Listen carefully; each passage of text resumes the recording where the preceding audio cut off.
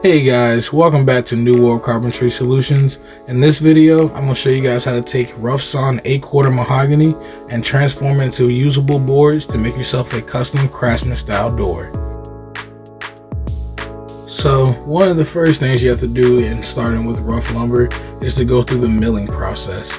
And the milling process typically starts off over on the jointer, but because I have to actually make a door, most of my stiles and rails, are the longest parts that I need to make. Those are roughly 8 foot long, or 6 foot 8. So I'm also mill them out of full 8 foot long pieces. So I don't have a jointer that has the capacity to handle something like that, nor do I have one that's even wide enough to face joint some of these boards.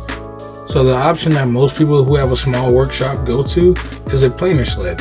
And you guys saw me in my short a while back actually making a planer sled, and that one was slightly over engineered, and when I built it, it actually had a slight twist in it. My buddy Ian over at Eagle Works Co has an 8 foot long planer sled that is dead flat. It's a torch and box style similar to the one that I tried to build, and this one's awesome. It actually helped out a lot with this milling process. One thing I can say though is it's a little heavy, but again, it got the job done. One thing I will make, I believe it was on Jonathan Heist's channel, it was a 3/4 inch one with a whole bunch of dowel holes drilled in it for clamping options. So that might actually eliminate the process that you guys saw me doing here. I'm actually going to slow that down later on in the video, but typically the process starts off with shimming off of your planer sled. Because your in-feed and out-feed rollers on your planer actually have a lot of pressure, if you send in a board that has a cup or a twist, it will end up pressing it flat. The planer head would then take a shaving, but once it leaves the pressure of the in-feed and out-feed rollers, the cup or bow will just pretty much re-emerge. So the way to remedy that problem is to apply shims underneath the board, anywhere where you actually see it either have a cup or actually lifts off of your planer sled. You know your planer sled is dead flat, so if your board isn't meeting the planer sled evenly, you know that it needs a shim underneath because the planer rollers will just press it down flat there, and the board will come back up and not be flat. You guys will see me doing it here. I believe this is actually where I slow down to show the process. Essentially, I'm taking the playing card and just kind of checking it with the level to see where the board is actually gapped at. That kind of lets me know about what kind of shimming I'll need to do underneath if I flip the board over. So I'm taking a bunch of spacers. These are ones I actually use for my LVP flooring installs. I didn't have a bunch of wooden shims, but these will work just fine. But as long as they're small enough. I do have some spaces that I need a smaller space on, so I do have some wooden shims that I can kind of use for that. But these I had an abundance of, so they work just fine for the same process. Essentially, you're finding any of the gaps or bows up underneath the board, and I'm trying to shim it up to the level. That way I know that I have a perfectly flat top, so when it rolls through the planer, one, you're not going to have any high or low spots that the planer has problems with. Because if you just shim it and then you run it through and your planer actually has, or your board itself actually has, let's say, it's shimmed up at 1 inch in the back but a 1/4 inch up front. Again, it seems extremely exaggerated, but that kind of offset when it goes through the planer will actually have the planer barely take anything off the front and then struggle at the back. So I'm using the level as a reference edge, so that way I know I'm shimming up to a flat surface. And then I know I'm also taking an even shaving across because I'm not trying to lose a bunch of material throughout this milling process. But again, I'm just taking my time kind of throwing the shim any and everywhere where I actually see a space at. And then after I have everything kind of pre-shimmed, the next thing I'm going to do is come back with my hot glue gun, tack the shims to the board, and then tack the shims to the planer sled. But don't worry, the hot glue will peel right off. It's not really something that you have to worry about throughout this milling process. The board's going to get straight lined and everything else, so that's not a non-issue.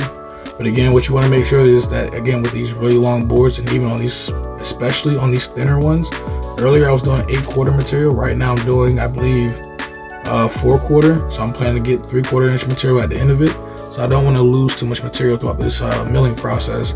So I don't want to take a bunch of extra passes. So I want to make sure that I get all the give and all the twist out of the very top edge right now.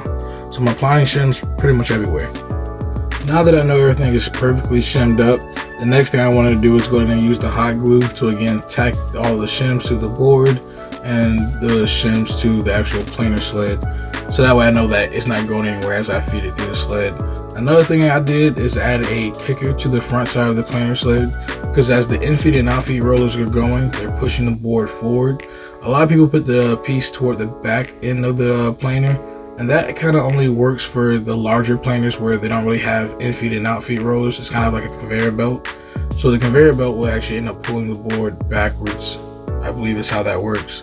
But with a lunchbox style planer like this one, you kind of want your kicker toward the front because that is where it's going to be pulling your board. it's going to be pulling it off the front side of the sled, and that's not what you want. I think a lot of people are more worried about, I guess, the planer knives kicking it back out the back of the planer, but that wouldn't happen because, again, the in-feed and out-feed rolls are so strong and they're pulling it forward. So you want something to stop it from rolling off the front side of your planer sled, hence the kicker at the front. But after everything is set up, the next thing I'm going to do is actually set up by get depth adjustment dialed in. I'm going to lift up my planer sled and kind of feed it toward the front side of the planer. Kind of make sure that the depth adjustment is only going up just a little bit, maybe a 16th. This is actually a narrower board, so I probably could go heavier, but 16th, maybe a 32nd is probably about the max I really want to go for passes like this, because again, I do have it shimmed up. I did kind of use a straight edge to make sure the top was flat, but if there is any discrepancies in the top of the board, again, let's say shimmed up an inch at the front and an inch and a quarter in the back, if I have it set to take off a 16th, if it's shimmed like that, you end up taking off a heavier pass toward the back, and it just overworks your planer. Again, quarter inch is a huge exaggeration in this type of scenario, but that's also why I use the level on the top section of it. And that's also why I'm doing all this over engineering. I wanted to go through this process one time, and I also wanted to make sure that I'm taking off as little material as possible, because I definitely wanted to not waste and turn half these boards into sawdust. That never feels good.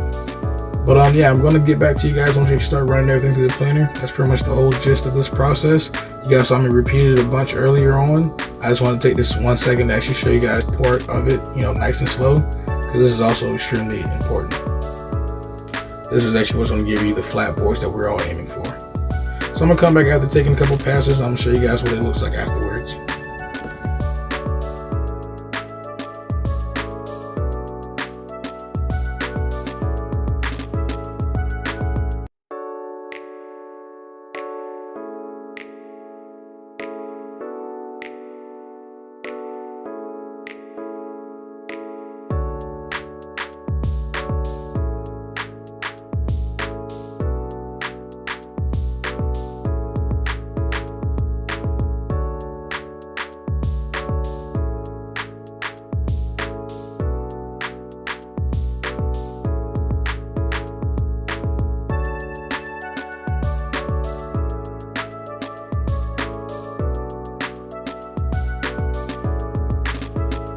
Just a quick note, after this pass here, you're going to see me check it with my level just to make sure that the top edge is perfectly flat.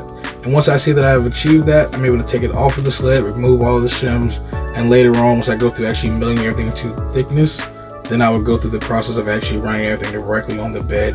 Right now, I'm running all the 8/4 material to get a flat edge on it, all the 6/4 material to get a flat face on it. Pretty much milling everything so I can get one flat face, and then I'm going to mill everything for thickness after everything milled up. I did like that I was able to get this one slow motion shot in there. I think it looks pretty cool. An overhead shot of the boards going through the planer. Hey, look at me being a full YouTuber. Also, Mahogany looks amazing. It's actually my first time working with it. I typically am working with like red cedar, oak, maple a lot. First time working with Mahogany. The client requested this, and I think it looks amazing. It's actually really nice to work with. It's not too hard, not too dense. It is pretty heavy, all the 8/4 stuff. I would compare it to slightly under the weight of oak though, because like white oak can get really heavy. But yeah, that's the process. And if you guys have enjoyed this, definitely let me know down in the comments. Let me know how I did on this long format video. I tried to be more detailed, in depth, try to slow it down in the parts that needed to be slowed down. But yeah.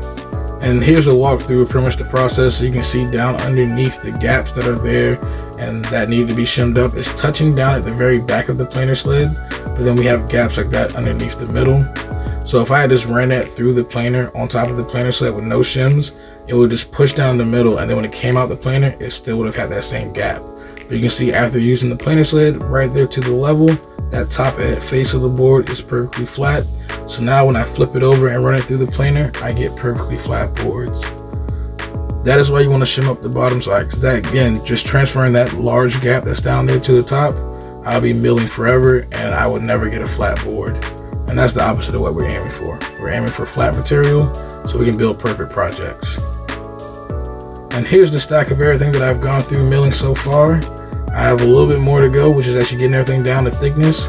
But again, this Mahogany looks gorgeous.